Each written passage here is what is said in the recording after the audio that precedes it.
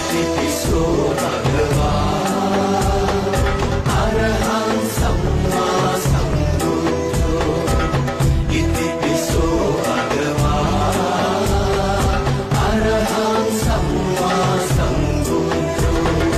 ඈත මෑත ගෞදුර දහස් ගෙවා